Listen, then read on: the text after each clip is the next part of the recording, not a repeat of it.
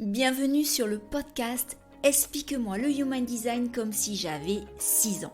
Je suis ton hôte Stéphanie Doligui. Ce podcast a pour but de rendre la compréhension de ton schéma de Human Design super simple et facile. Mais dis-moi, as-tu déjà regardé ta charte en te demandant ce que signifiaient toutes ces formes, ces lignes, ces nombres ? Peut-être même as-tu déjà lu la description de ta charte et t'es-tu senti submergé et perdu par toutes ces informations ? Rassure-toi, j'ai été dans le même cas que toi. Et c'est pour ça qu'aujourd'hui, je me décide à t'accompagner de façon différente.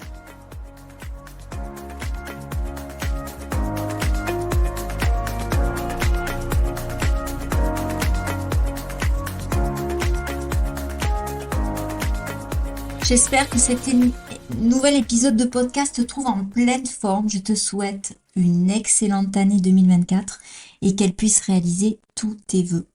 Aujourd'hui, à l'heure où j'enregistre cet épisode, on est exactement le 2 janvier 2024. D'habitude, j'enregistre un peu plus tôt mes épisodes, mais là, j'avoue, j'ai vraiment profité de cette fin d'année pour vraiment passer du temps avec ma famille. Je sais que c'est une période qui est propice au bilan, à l'introspection, à la remise en question. Quand je regarde les réseaux sociaux, tout le monde y va de partager l'état des lieux de sa vie, qu'elle soit professionnelle ou personnelle. C'est sûr, c'est important de savoir se poser, de regarder le chemin parcouru avec de la hauteur, avec bienveillance, sans porter aucun jugement. Et surtout, c'est important de se célébrer. Moi, je t'avoue, bien que j'y ai pensé, j'ai rien partagé sur les réseaux parce que ça n'a pas résonné pour moi à ce moment-là. Et toute cette année 2023 a été pour moi une année d'introspection, de positionnement intérieur. Et la résumer en un post ou un réel, ça a été vraiment très challengeant. Et du coup, ça s'est avéré complètement impossible. Donc, j'ai laissé tomber l'idée. Mais je te partage ici toutefois la profonde gratitude que j'ai pour cette année. Une année qui m'a vue à la fois pleurer, tester, rager, m'impatienter, qui m'a retrouvée complètement épuisée, qui m'a fait parfois toucher le fond. Je vais pas te mentir, j'ai même été à 2 doigts de tout laisser tomber parfois, tellement j'en pouvais plus et que je savais plus où j'allais. Mais c'est aussi une année qui m'a rendue plus forte que jamais, qui m'a permis de me retrouver, qui m'a rendue consciente de qui j'étais vraiment, de l'étendue de mes potentialités, qui m'a fait rire aux éclats, qui m'a mis des papillons dans le ventre, qui m'a éclairé les yeux de 1000 étoiles, je crois qu'il n'y a pas de S à 1000, qui m'a montré le chemin vers l'amour inconditionnel, qui m'a ouvert la sagesse de l'ego, d'un ego apaisé, parce que c'est pas toujours évident de travailler avec un ego tourmenté, et qui m'a, oui, je veux bien le dire, fait vivre des miracles. Donc aujourd'hui, je peux te dire que je suis prête pour accueillir 2024 pleinement, et j'espère que toi aussi qui m'écoutes, tu l'es aussi. En Human Design, l'année ne débute pas le 1er janvier. C'est le 22 janvier. Et du 1er janvier au 22 janvier, la période justement est propice à l'introspection et surtout à la planification. Mais je vais t'en reparler dans l'épisode de la semaine du 22 janvier justement. Et je pense vraiment pouvoir proposer cette semaine-là un épisode spécial Q&A pour répondre aux différentes questions que tu peux te poser. Qu'elles soient générales ou spécifiques. Donc, je t'invite à venir me poser les questions. Et sache que depuis peu, je partage mes épisodes de podcast sur YouTube. Parce que c'est une autre façon de partager mon contenu. Et j'avoue que pour certains auditeurs, c'est beaucoup plus simple d'aller écouter sur YouTube que de passer par Spotify ou de me laisser un message par Apple Podcast, etc. Donc, voilà, libre à toi de choisir ta plateforme d'écoute.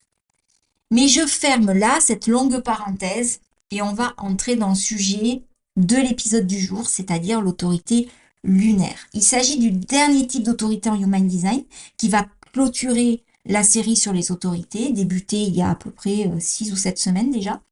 C'est le type d'autorité le plus rare, puisqu'il ne concerne que les réflecteurs et que les réflecteurs font partie des 1%, enfin représentent 1% de la population totale.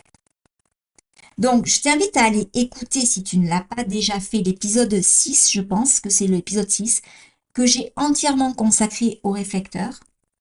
Mais je te rappelle brièvement, un réflecteur, c'est le seul type énergétique qui a tous ses centres ouverts, c'est-à-dire qui sont non colorés sur la charte. Et si tous les autres types énergétiques sont considérés comme des êtres solaires, le réflecteur, lui, est un être lunaire. Concrètement, cela signifie qu'il subit les influences de la Lune essentiellement.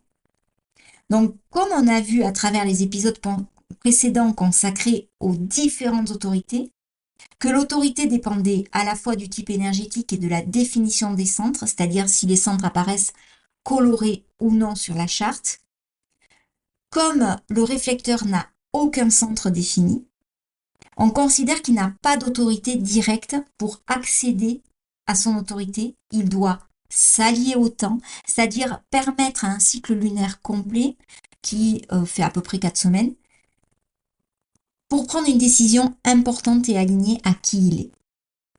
Alors, pendant ces 4 semaines, qu'est-ce qui se passe concrètement? La Lune transite à travers les portes du schéma. Et dans son transit, elle active différentes portes et différents canaux.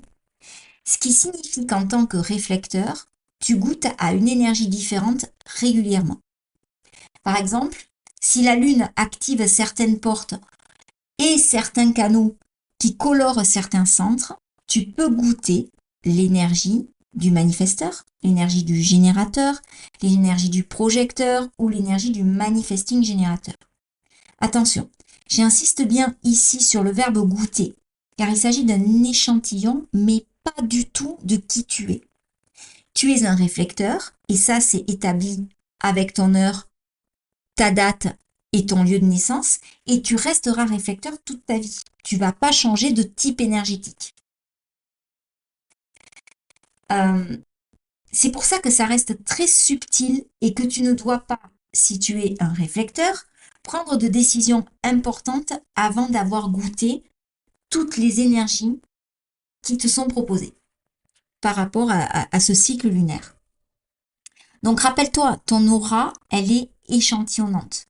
Donc tu reflètes ton environnement et ton entourage. Donc concrètement, si tu prends une décision importante à un instant T, dans un environnement T, avec un entourage T, cette décision, elle portera l'influence de cet environnement et de cet entourage T. Et ça n'aurait pas été la même chose si tu avais été dans un autre contexte, avec un entourage X, avec dans un environnement X, etc. Tu as compris l'idée. Donc, ça exige de toi de mettre de la conscience sur le besoin d'attendre, d'avoir rassemblé toutes les facettes qui te constituent avant de te décider. Alors là, je te vois, si tu es réflecteur, je te vois paniquer et te demander, ouais, mais c'est impossible, comment je vais savoir si c'est vraiment moi ou si justement je ne subis pas l'influence de mon environnement. En fait, ben, tu vas le savoir par l'entraînement que tu vas... en fait, tu vas t'entraîner quotidiennement à prendre des petites décisions et puis tu vas surtout... Ça provient d'une observation accrue du processus car le processus lui-même est très cohérent. Je m'explique. La Lune, elle transite toujours à travers les mêmes portes et dans le même ordre. Donc, alors que tu expérimentes différents centres définis, ils s'empilent les uns sur les autres en phase, comme des couches de peinture, et cela crée une image complète. Un chef-d'œuvre, ça prend du temps à se créer. À mesure que tu expérimentes différentes portes, différents canaux, les centres définis dans ton thème, tu vas voir émerger la vérité, c'est-à-dire ta vérité, la vérité qui est alignée à qui tu es. Donc, ça peut être intéressant de connaître le système de transit de la Lune, parce que la Lune, elle passe par 2 ou 3 portails chaque jour, donc par des portes, ce qui signifie qu'en un mois, tu expérimentes l'énergie de tout l'ensemble des 64 portes. Donc, apprendre à connaître chacune de ces énergies va t'aider à t'aligner avec le moment qui te semble le meilleur pour prendre des décisions alignées. Tu peux t'aider aussi en tenant un journal et en notant ce que tu ressens, ce que tu observes de tes émotions, de tes réactions, de tes peurs, des personnes qui t'entourent, et vraiment oui, de faire une observation très, très, avec une prise de recul, vraiment en observateur, à te poser comme quelqu'un d'extérieur. Et après, en expérimentant, tu verras au fur et à mesure comment tu fonctionnes. Ce qui est difficile avec ce type d'autorité, c'est qu'elle ne vient pas d'une partie à l'intérieur de ton corps. Comme c'est le cas pour les autres autorités qu'on a vues, plus importantes, hein, qui concernent plus la majorité de la population, par exemple l'autorité émotionnelle, qui concerne les vagues et qui, une fois que tu as vu comment fonctionnaient tes vagues émotionnelles, ben, pour atteindre la neutralité émotionnelle et la clarté, c'est quelque chose qui va te parler plus facilement. Comme quand tu as vu comment fonctionnait ton sacral et comment tu t'allumais pour prendre une décision. En tant que réflecteur, ton intuition, elle va pas venir de l'intérieur, elle va venir de l'extérieur, de ton environnement, de ton entourage, de l'univers dans lequel tu évolues. Donc, ce qui peut réellement jouer contre toi, c'est le temps. C'est-à-dire que on est dans une époque et dans un monde où tout va très vite, où on n'attend de rien, où, euh, où les choses se précipitent. Et toi, justement, en tant que réflecteur, tu es amené à prendre le contre-pied de ce système, car le temps, prendre ton temps, c'est ton allié. La réponse juste pour toi, la réponse la plus alignée pour toi apparaîtra au moment parfait pour toi. Et c'est pas forcément le moment attendu par l'autre. Donc c'est en goûtant les différents changements énergétiques, en expérimentant les différents états, les différents sentiments que tu vas expérimenter tout au long de ce process, que tu vas savoir ce qui est juste pour toi ou pas. Et ici, la notion de temps, elle est relative. Parce que forcément, hein, quand tu es réflecteur, tu vas pas attendre un mois avant de te décider de savoir quoi manger à midi. C'est pas possible. Donc, ça concerne vraiment, alors oui, la notion de prendre son temps, mais pour, pour des grandes, grandes décisions. C'est-à-dire que en tant que réflecteur, et là c'est vraiment, j'imagine, hein, parce que moi je ne suis pas réflecteur, mais que si tu dois savoir ce que tu veux manger le midi, tu vas plutôt t'y pencher dès le matin ou dès la veille. Ça va pas être quelque chose de spontané. Ou alors, si c'est spontané, tu vas peut-être pouvoir le regretter après, te dire, oh, mince, j'aurais pas dû manger ça parce que finalement, c'était pas ce qui me correspondait le mieux à ce moment-là. Mais par contre, pour les grandes décisions comme se marier, se lancer dans une voie professionnelle ou encore pour un déménagement, c'est judicieux pour toi de goûter au moins à plusieurs humeurs, au moins deux, hein, ou vibrations différentes avant de te décider. Parfois, tu peux tomber dans le piège de l'impulsivité parce que tu es convaincu, pardon, que ce que tu ressens à l'instant T, c'est définitivement bon pour toi et que c'est la bonne décision. Mais, euh, mais ça, si tu prends la décision dans une impulsion, dans un moment de rapidité, ça peut te donner un faux sentiment d'assurance et de sécurité. C'est dans ces moments-là que tu dois te rappeler que le fait de te précipiter, c'est contraire à qui tu es.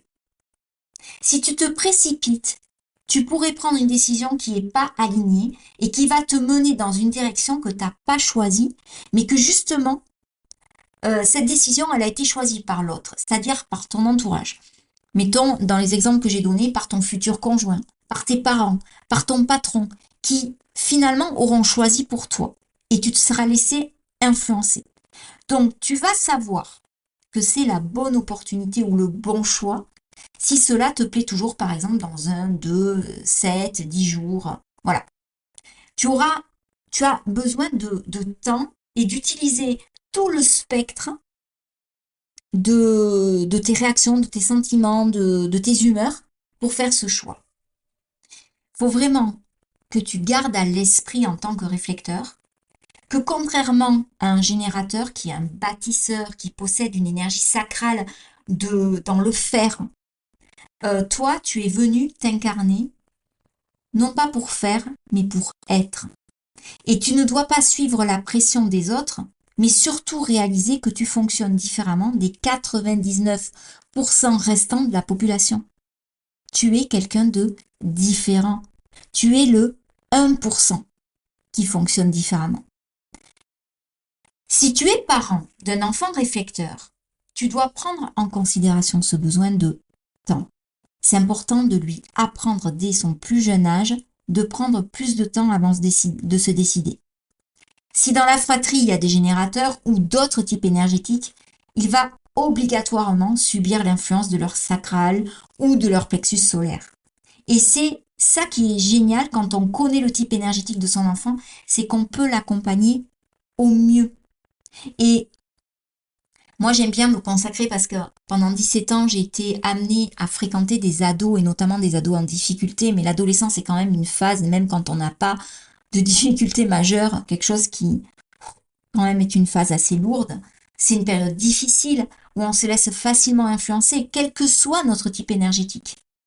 Et c'est là où on doit se montrer en tant que parent très très attentif parce que les ados, à ce moment-là, peuvent suivre leurs copains, prendre des décisions qui ne sont pas alignées avec qui ils sont, et notamment pour un réflecteur, subir vraiment l'influence de leur environnement.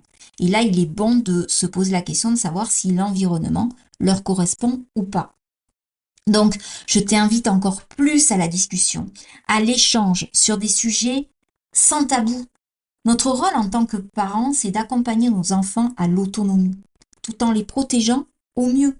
Et cette autonomie, elle passe par l'expérimentation. Et cela peut devenir vite compliqué. Il faut même garder cette idée sans culpabilité, aucune ni aucun jugement, que en tant que parents d'enfants réflecteurs, vous êtes les premiers à les conditionner. Cette prise de conscience, elle va grandement faciliter le processus d'accompagnement. C'est dire, ok, mon enfant est réflecteur, tous ses centres sont ouverts, je suis, par mon rôle de parent, plus à même de le conditionner, j'en prends conscience et je l'accompagne au mieux en ayant cette conscience-là et cet éclairage-là. C'est ainsi que va s'achever cet épisode et cette série sur les autorités. Si tu ne l'as pas déjà fait, je t'invite à télécharger le mémo consacré aux autorités, soit sur mon site stéphaniedoleguicoach.com, soit dans les notes en dessous de l'épisode, soit sur Instagram directement, ou même, tu vois, comme je te l'ai dit en début d'épisode, j'ai mis maintenant sur YouTube, donc je mettrai aussi le lien de téléchargement de ce mémo. C'est entièrement gratuit, mais je pense qu'il peut être d'une aide précieuse pour mémoriser les informations. Le Human Design, c'est un outil très performant et tellement précis, mais parfois, même souvent, on se laisse submerger par les infos et on se sent un peu noyé. Et il faut vraiment se rappeler, et moi je mets l'accent là-dessus parce que je l'ai testé, je l'ai expérimenté il y a quelque temps déjà, le HD c'est un outil d'expérimentation. Et j'ai expérimenté le fait de ne pas expérimenter. Ça ne peut pas rester un outil de connaissance. C'est un outil d'expérimentation. Et on peut s'amuser pendant des mois, voire des années, même toute sa vie, à n'expérimenter que son type énergétique. Et c'est déjà énorme. On n'a pas besoin de tout connaître sur le Human Design pour être au top. Voilà. Le type énergétique, il s'expérimente au quotidien. Ce qui est important, c'est vraiment de voir ce qui résonne pour toi, ce qui ne résonne pas, et de garder essentiellement ce qui te sert. Car, voilà, le Human Design, c'est un outil, et que bien évidemment, on est bien plus qu'un outil. On est des êtres humains.